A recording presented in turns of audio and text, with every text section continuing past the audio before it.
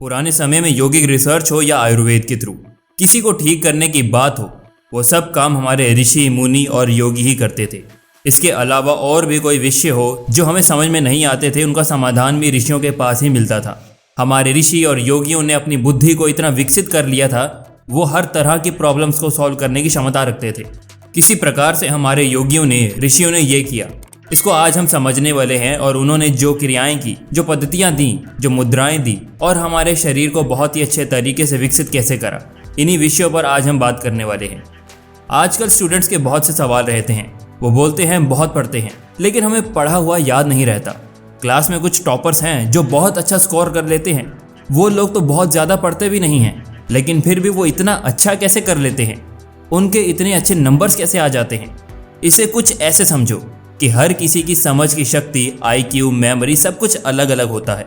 लेकिन ऐसा सोचना कि हमारी मेमोरी तो अच्छी है नहीं, हमारा दिमाग उतना अच्छा नहीं है, ऐसा सोचना बिल्कुल भी ठीक नहीं है। क्या आपको पता है, आप भी अपने माइंड और मेमोरी को बहुत अच्छी तरह से डेवलप कर सकते हैं।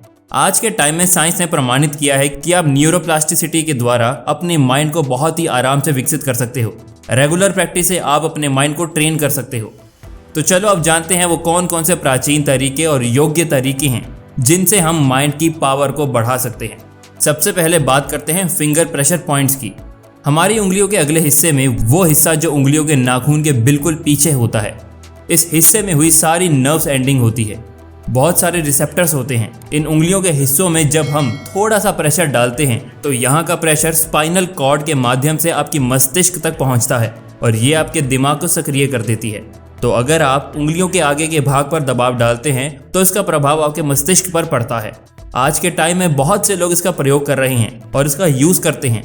आप भी इसको समझें और निरंतर प्रयोग करें, बहुत अच्छे लाभ मिलेंगे। ऐसा करने से हमारा माइंड बहुत ज़्यादा एक्टिव हो जाता है और धीरे धीरे विकसित होने लगता है। आप इस टेक्निक को किसी भी टाइम इस्तेमाल कर सकते हैं, पर सबसे अच्छे रिजल्ट्स पाने के लिए इसका यूज़ सुबह सुबह ही करना चाहिए। आप ये तकनीक 5 से 10 मिनट तक तो कर ही सकते हैं। नंबर 2, हाकिनी मुद्रा। हाकिनी मुद्रा हाथ की एक ऐसी मुद्रा है जिसका नाम एक हिंदू देवी हाकिनी के नाम पर रखा गया है। ऐसा माना जाता है कि देवी हाकिनी तीसरे नेत्र की देवी हैं, इसीलिए मुद्रा उनको समर्पित है। इसके अलावा ये भी माना जाता है कि यदि इस मुद्रा को नियमित रूप से किया जाए तो ये फोकस बढ़ाने में मदद कर सकती है। ये मुद्रा आपकी स्मरण शक्ति, एकाग्रता और ध्यान बढ़ाने में मदद कर सकती है। इस मुद्रा में गहरी सांस लेने से मस्तिष्क को ऑक्सीजन की आपूर्ति बढ़ जाती है, इसीलिए इससे हमारे कामकाज और ब्रेन पावर में सुधार भी होता है। ये मुद्रा करने से आपका तनाव, चिंता, डिप्रेशन आदि जैसे मनोवैज्ञानिक बीमारियों पर काबू पाने में मदद मिलती है। नंबर 3, उत्तर बोधि मुद्रा। एक ऐसी मुद्रा जो आपके अंदर चेतना पैदा करती है।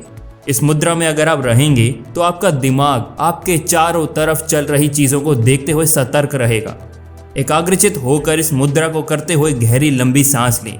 आपका मन सहज स्थिर होने लगेगा और अनेक मानसिक और एकाग्रता पर आपको प्रभाव दिखने लगेगा।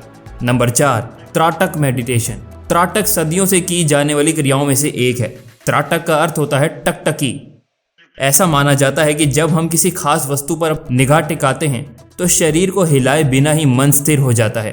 कुल मिलाकर ये इधर उधर भटकने वाले मन को एकाग्र और शांत करने का सबसे अच्छा तरीका है, जो आपकी नकारात्मक सोच का मुकाबला करके मस्तिष्क के काम को करने की क्षमता में सुधार करता है।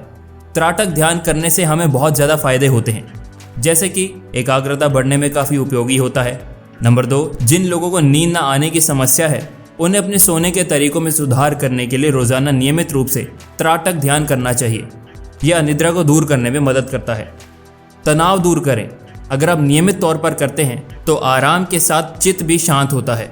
इससे न केवल मन में चल रही उलझन को दूर करने में मदद मिलती है, बल्कि दिमाग भी शांत होता है। आंखों की रोशनी तेज करें। अगर आपकी निगाह कमज़ोर हो गई है तो ये त्राटक क्रिया करने से आंखों की मांसपेशी मजबूत होती है और दृष्टि में चमत्कारिक सुधार होता है। नंबर 5, आज्ञा चक्र बिंदु। आज्ञा चक्र मनुष्य के शरीर में स्थित कुंडलिनी चक्र में छठा मूल चक्र है। आज्ञा चक्र मस्तक के मध्य में भौहों के बीच स्थित है, इस कारण इसे तीसरा नेत्र भी कहते हैं। आज्ञा चक्र स्पष्टता और बुद्धि का केंद्र है। जब मनुष्य के अंदर आज्ञा चक्र जागृत हो जाता है तब मनुष्य के अंदर अपार शक्तियों और सिद्धियों का निवास होता है। इस आज्ञा चक्र का जागरण होने से मनुष्य के अंदर सभी शक्तियाँ जाग जाती हैं। और मनुष्य एक सिद्ध पुरुष बन जाता है। अतः जब इस चक्र का हम ध्यान करते हैं तो हमारे शरीर में एक विशेष चुंबकीय ऊर्जा का निर्माण होने लगता है। उस ऊर्जा से हमारे अंदर के दुर्गुण खत्म होकर अपार एकाग्रता की प्राप्ति होने लगती है। विचारों में दृढ़ता और दृष्टि में चमक पैदा होने लगती है। तो ये थी हमारी कुछ ऐसी प्राचीन टेक्निक्स जिनका यूज हमारे योगी और ऋषियों द्वारा किया जाता था अपनी बुद्धि और विवेक का स्तर बढ़ाने के लिए। आप भी चाहो तो इनका इस्तेमाल करके अपनी बुद्धि का विकास कर सकते हैं और स्वयं को एक बहुत ही अच्छे स्तर पर लेके जा सकते हैं। यदि आपको ये वीडियो अच्छा लगा तो इसे लाइक ज़रूर कीजिएगा, चैनल को सब्सक्राइब कीजिएगा और अपने दोस्तों के साथ शेयर कीजिएगा। जल्दी वापस मिलेंगे एक और ज्ञानवर्धक वीडियो के साथ। जय हिंद। फिर मिलेंगे चलते चलते।